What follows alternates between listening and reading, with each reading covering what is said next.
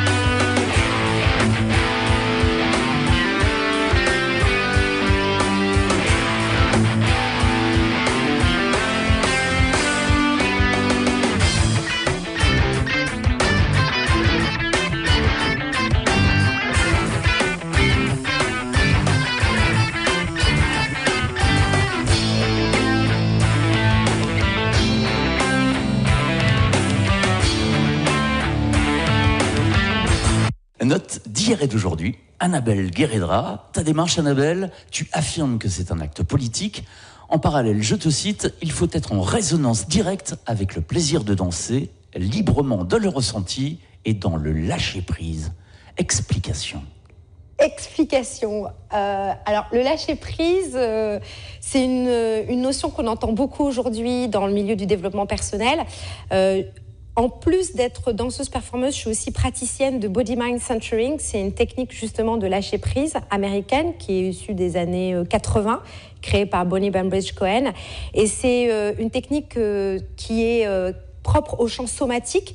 Le chant somatique, c'est un chant qui appartient au monde de la danse. Et moi, ce qui m'intéresse aujourd'hui, à 42 ans, c'est vraiment d'être au plus proche de moi en termes d'authenticité. C'est-à-dire vraiment trouver le mouvement qui m'est juste, sans fioriture, sans ne pas être attaché à la forme, mais plus au fond.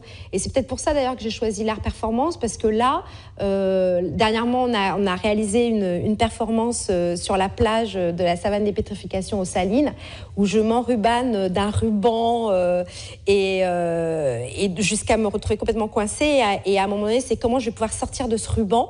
Et à la fin, je me retrouve à danser complètement à poil sur la plage. Et ça me fait beaucoup penser aux danses libres d'Isadora Duncan des années 10-20, 1910-1920 aux États-Unis. C'est-à-dire ces danses libres, expressionnistes, où finalement, c'est pas tant la forme du mouvement qui compte que vraiment la liberté d'expression du danseur. Libérer l'esprit, le corps, les conventions et laisser libre cours à son imagination. Je sais que ta période préférée pour accéder à tout ça, pour toi, c'est le carnaval. Ouais, je pense qu'on a beaucoup de chance, nous, ici, en Martinique, de vivre dans cette région Caraïbe et de pouvoir accéder directement au carnaval chaque année, où les corps des Martiniquais deviennent vraiment des corps de performeurs. Après, le mot performance, il est intéressant parce que c'est un mot qui a une histoire, une terminologie précise dans le monde de l'art contemporain, que ce soit en Europe, aux États-Unis ou dans l'Amérique du Sud. Et en même temps, c'est un mot, si on sort de cette terminologie-là, de cette histoire-là, qui peut aussi très bien être utilisé pour le carnaval. On a créé une performance qui s'appelle La mariée mise à nu par son célibataire même, toujours en référence à Marcel Duchamp, où je tiens Henri en laisse comme une espèce de femme dominatrice, et on circule comme ça, on fait tout le vidé en fait des rues de Fort-de-France, et les femmes qui ont vu cette performance se sont emparées de la performance vraiment comme un acte social politique en disant ouais, c'est comme ça qu'il faut traiter les hommes, ouais, t'as raison, vas-y, etc. Et j'ai trouvé ça très fort parce que du coup Henri et moi, à un moment donné, on s'est trouvés limite un peu dépassés par notre propre action. On l'avait écrite sous forme de partition, mais à un moment donné, tu sais, t'écris une performance et elle est livrée au public, et c'est le public qui s'en empare, et du coup, elle appartient plus aux performeurs. Des images du carnaval à la Martinique et des grands succès de cette période festive.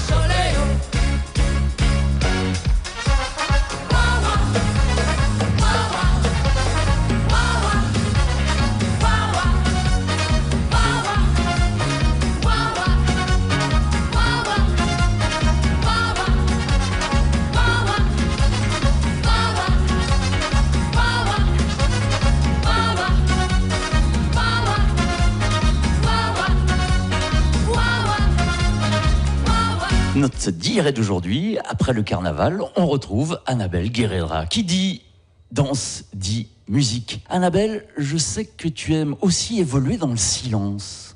Oui, ça c'est une autre partie de moi-même que je montre moins. J'ai pratiqué de nombreuses années le Buto, qui est une danse expressionniste japonaise, qui s'exprime essentiellement dans le silence et dans le mouvement extrêmement lent, basé sur les arts martiaux japonais. Et en même temps, dans cette même période, j'ai beaucoup pratiqué aussi le Kyodo, le tir à l'arc japonais. Donc tout cet art m'a permis de vraiment apprécier comme une méditation aussi le silence. Et dans le silence, de pouvoir être à l'écoute de ma propre respiration cellulaire et du coup aussi à l'écoute des autres. Quand tu n'es pas dans le silence, tu t'accompagnes de musiciens live. Eux aussi, à tes côtés, doivent lâcher prise. Oui, l'année dernière, j'ai travaillé avec un batteur extraordinaire qui s'appelle Franck Martin. On a créé un duo musique et danse autour de Valeshka Gert, qui était une figure berlinoise cabarettiste des années 1920. Donc le duo s'appelait Valeshka Agnew, qui a été programmé par Tropicatrium, la scène nationale. Et là, cette année, je travaille avec un guitariste, Franck Rochard, à la voix et guitare, où je chante mes propres textes et je dis d'autres textes d'un point de vue plus politique, je dirais, autour de la figure de la sorcière moderne. Parce que je pense que c'est important pour un artiste, quelle que soit sa discipline, de dire ce qu'il a à dire avec le micro, du coup, en prenant la parole. Tu vas nous en dire davantage sur toi. Quel est ton premier souvenir musical ? Like a virgin.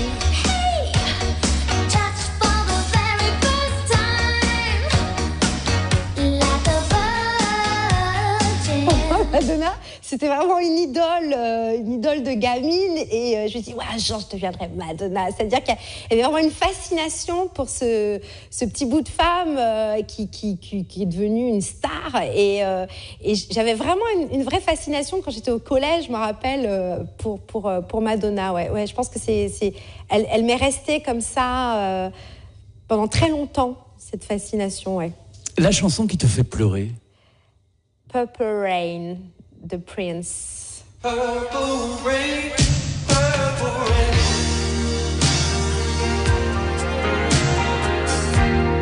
Purple rain, purple rain. Prince, tout un symbole, toute une sensualité aussi. Un homme sensuel, je trouve ça super beau parce que c'est la part féminine aussi de l'homme qu'on retrouve chez Prince. La puissance et sa vulnérabilité, je trouve cette chanson extraordinaire. La chanson qui te met en joie instantanément. Instantanément, c'est Aboubacar, 53% de Victor O. Aboubacar, 53%. Élu président de la République. Chaque jour, j'en rêve, encore plus aujourd'hui qu'hier. Ouais. La chanson qui te dévoile le plus. Proud Mary de Tina Turner.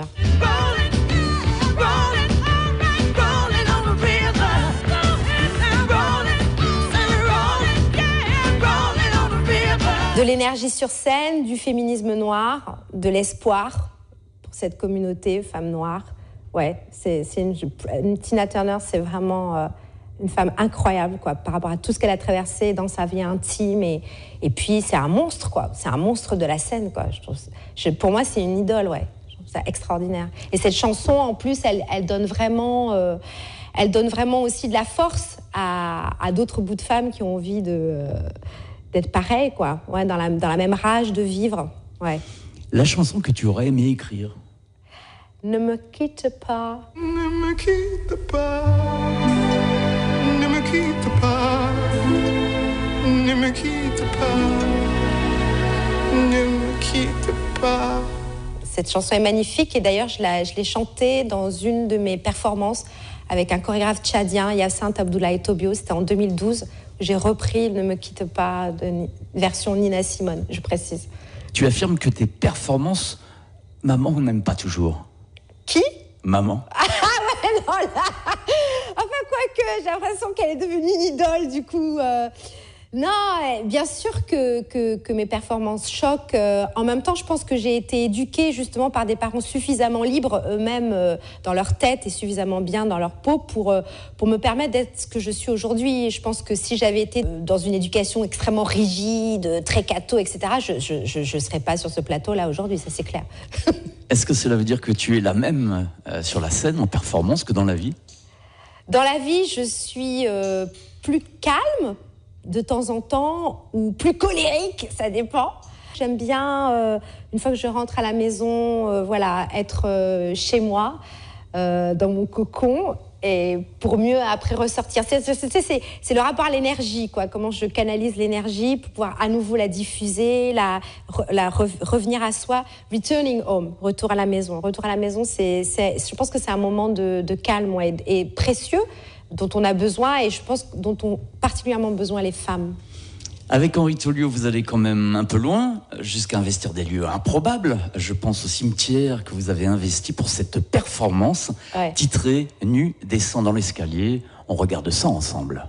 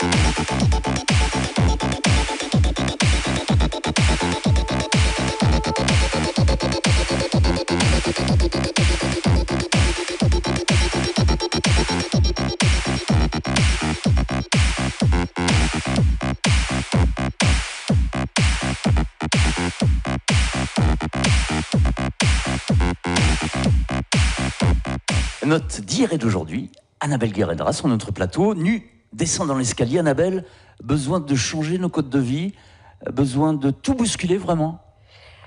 Ce cimetière, c'est le cimetière de Morne-à-l'Eau, en Guadeloupe, qui est extraordinaire. Cette performance, c'est une manière de rendre hommage aussi à ce cimetière.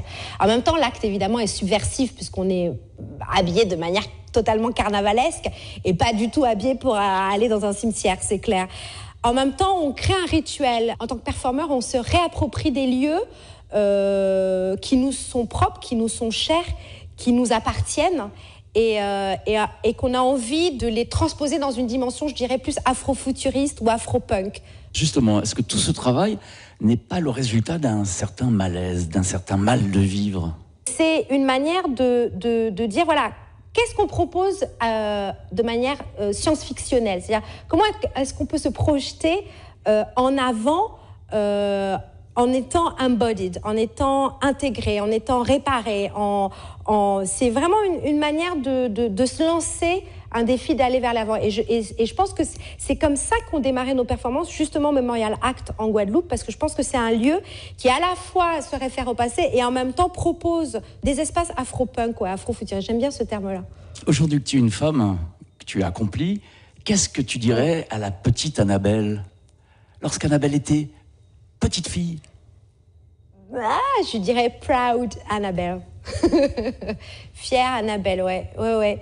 Je pense que c'est le travail que j'ai fait avec ces femmes que j'ai accompagnées pendant plusieurs années, des femmes violentées, battues, des femmes prostituées, des femmes en prison, qui m'ont donné cette force aussi d'être femme et de quitter peut-être le corps de la petite fille que j'étais, ou la petite fille à papa et maman, pour devenir moi-même une femme. Ouais. Ton axe, le fil qui te permet d'avancer, ce parcours n'est pas si facile. Est-ce que tu te fais accepter ? Bon, c'est vrai que c'est de moins en moins ma préoccupation de savoir si je me fais accepter ou pas. Je suis rarement dans un jeu de séduction, on va dire, au sens où je cherche pas à plaire, je dis ce que j'ai à dire, donc ça plaît pas forcément. On est plus fort quand même à plusieurs que seul. Et donc du coup, voilà, c'est ensemble, en collectif, en corps collectif, qu'aujourd'hui j'ai envie d'agir. En tous les cas, seul sur ce plateau, tu m'as séduit. Merci d'être venu. Merci Pierre. À bientôt. À bientôt.